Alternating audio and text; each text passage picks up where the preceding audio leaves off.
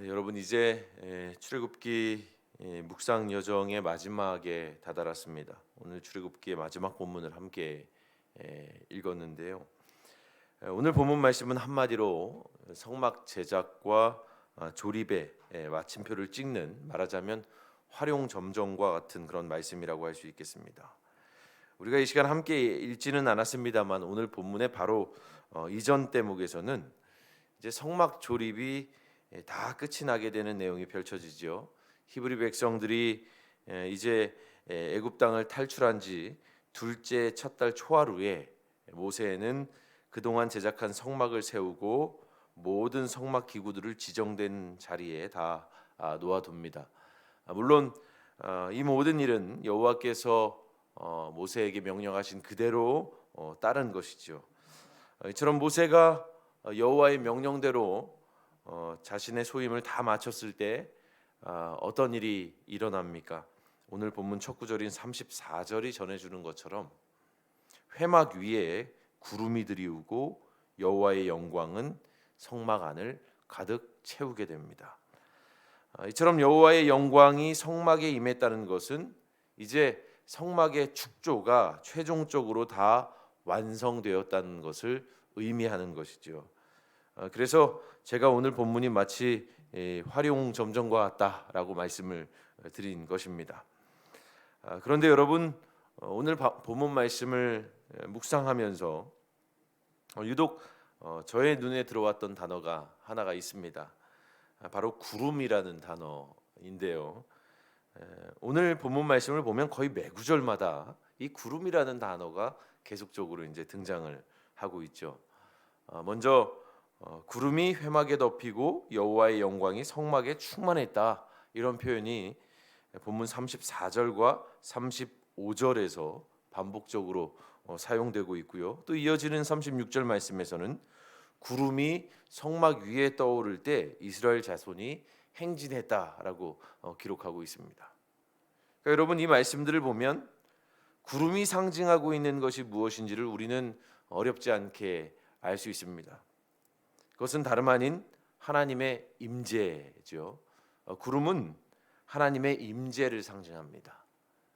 그래서 이스라엘은 구름이 성막 위에 떠오르면 행진하고 그렇지 않을 때에는 멈추어 섰던 겁니다. 저런 구름은 하나님께서 이스라엘 백성 가까이에 계시다는 일종의 신호인 셈입니다. 그런데 여러분, 참 역설적이게도 구름은 하나님이 가까이 계시다는 신호이기도 하지만 동시에 어떤 의미를 지니고 있는가 하면 하나님과 그들을 이스라엘 사이에 또한 그만큼의 간격이 있다라는 것을 의미하기도 합니다. 그러니까 말하자면 하나님께서 이스라엘 가까이에 계시다고 해도 그 사이에는 언제나 구름이 놓여 있는 거죠.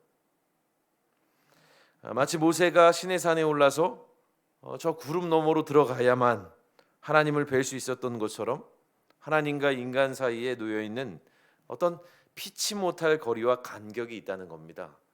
구름이 바로 그것을 상징하기도 하죠.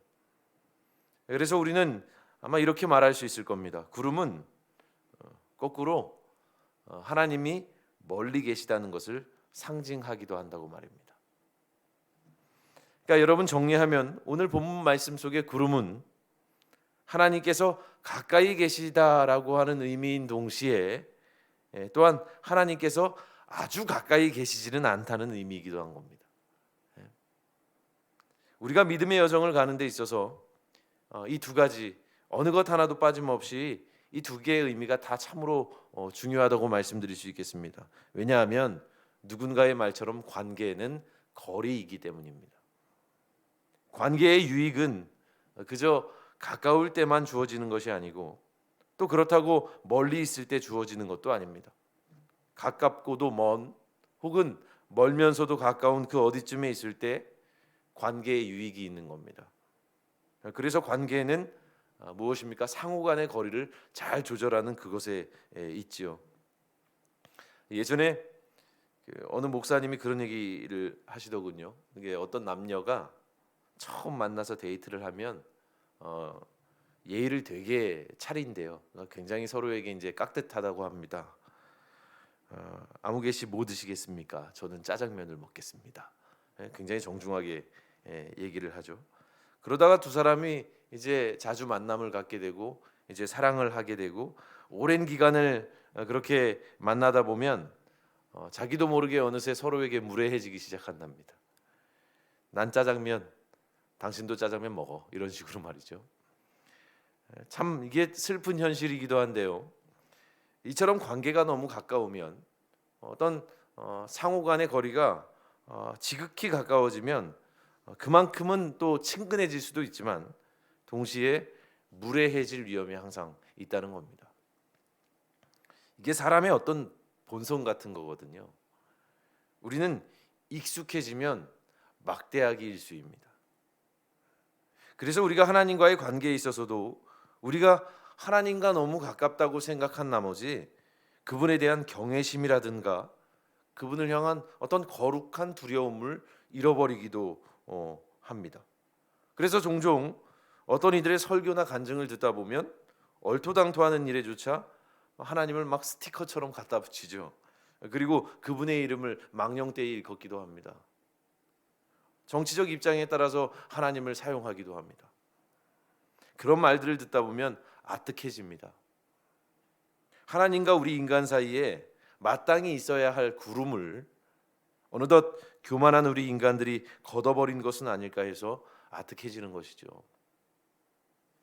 여러분, 사도 바울이 저 유명한 아레오바고 설교에서 말했던 것처럼 하나님은 우리 각 사람에게서 멀리 계시지 않는 분이라는 사실을 우리는 기억해야 합니다.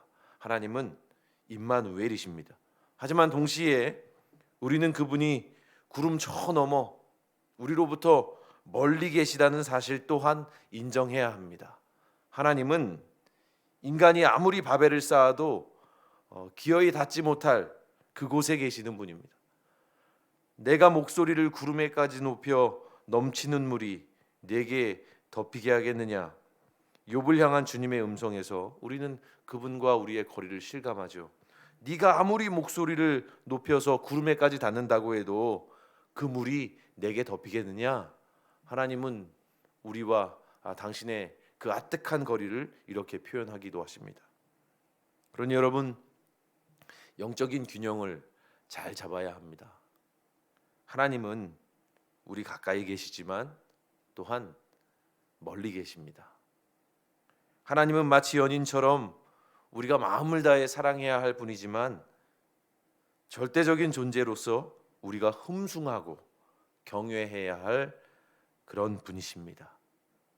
여러분, 이러한 역설적인 진리를 꼭 기억하시고 늘 하나님과의 온전하고도 아름다운 관계를 이루어가는 우리 모두가 되었으면 좋겠습니다. 그래서 우리 가는 믿음의 여정이 늘 주님과의 적절한 간격 속에서 더 넘치지도 않고 더 모자라지도 않고 늘 겸손하되 교만하지 않도록 주님 앞에서 행하며 그분과의 아름다운 믿음의 여정을 걸어가는 저와 여러분 모두가 되기를 주님의 이름으로 축원합니다.